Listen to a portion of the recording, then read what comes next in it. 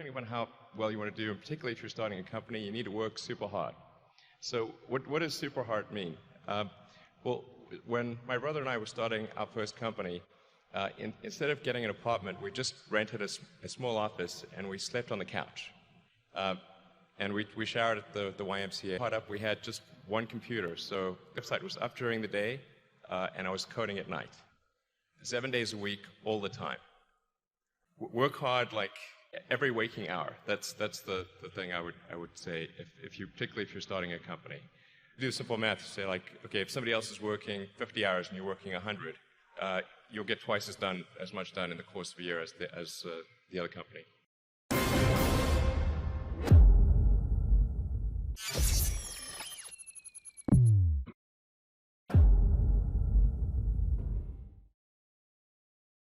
When I was young, I didn't really know what I was going to do when I got older. People kept asking me, but then eventually I thought that the idea of inventing things would be really cool. And the reason I thought that was because I read a quote from Arthur C. Clarke, which said that a sufficiently advanced technology is and that's really true. If you go back, say 300 years, the things that we take for granted today you'd be burned at the stake for. Being able to fly, that's crazy.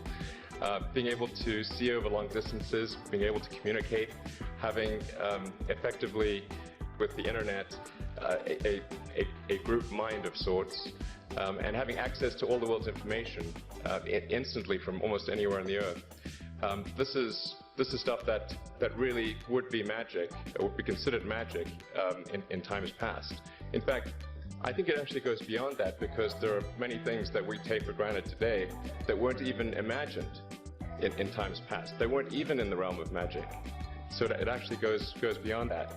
So I thought, well, if I can do some of those things, basically if I can advance technology, then that's like magic, and that would be really cool. And I also had sort of a slight existential crisis, because I was trying to figure out what does it all mean? Like, what's the purpose of things? And I came to the conclusion that if we can advance the knowledge of the world, if we can do things that expand the scope and scale of consciousness, then we're better able to ask the right questions and become more enlightened, and that's really the only way forward. Being focused on something that you're confident will have high value to someone else, and just being really rigorous in making that assessment, because people tend to, a natural human tendency is wishful thinking. So a challenge for entrepreneurs is to say, well, what's the difference between really believing in your ideals and sticking to them versus pursuing some unrealistic dream that doesn't actually have merit? And that is a really difficult thing to tell. Can you tell the difference between those two things? Right. So you need to be sort of very rigorous in your self. I think certainly extremely tenacious, and then just work like hell. I mean, you just have to put in 80 to 100 hour weeks every week. Starting a business is not for everyone. Generally, starting a business, I'd say, number one is have a high pain threshold. There's a friend of mine who's got a good saying, which is that starting a company is like eating glass and staring into the abyss. Okay, that's generally what happens, because when you first start a company, there's lots of optimism and things are great, and then so happiness at first is high. Then you encounter all sorts of issues, and happiness will steadily decline, and then you'll go through a whole world of hurt, and then eventually if you succeed, and in most cases you will not succeed, and Tesla almost didn't succeed, came very close to failure. Then if you succeed, then after a long time you will finally get back to happiness. So you've got to make sure that whatever you're doing is a great product or service. It has to be really great. And I go back to what I was saying earlier, where if you're a new company, I mean, unless it's like some new industry or new market that, if it's an untapped market, then you have more ability to,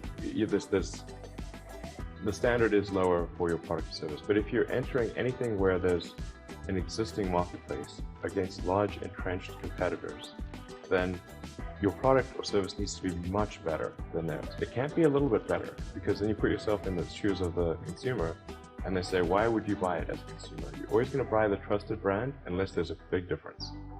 So a lot of times, you know, an entrepreneur will come up with something which is only slightly better. And it's not, it can't just be slightly better. It's got to be a lot better.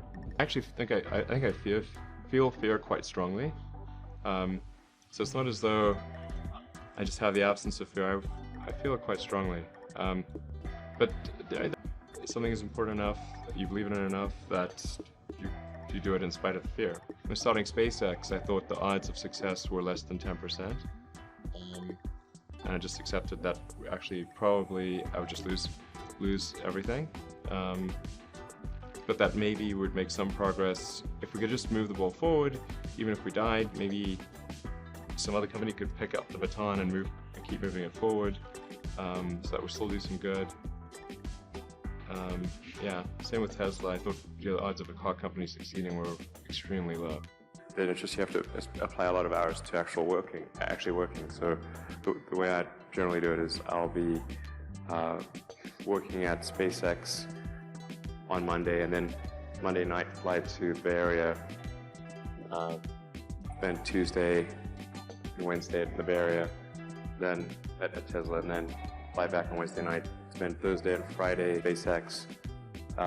In the last several months, then I would fly back here on a Saturday, and either spend Saturday and Sunday at Tesla, or spend Saturday at Tesla and Sunday at SpaceX. Just showing up is half the battle. Just, you know, you got to try hard to do it, and don't be afraid of failure. You also need to be rooted in reality. So you shouldn't. It's easy to get high in your own supply. You've got to not be afraid to innovate, but also don't delude yourself into thinking something's working when it's not, or you're going to get fixated on a bad solution. Yeah, don't be afraid of new arenas. You know, you can get a book, you can learn something, and experiment with your hands, and you know, just make it happen. Find a way or make a way to get something done.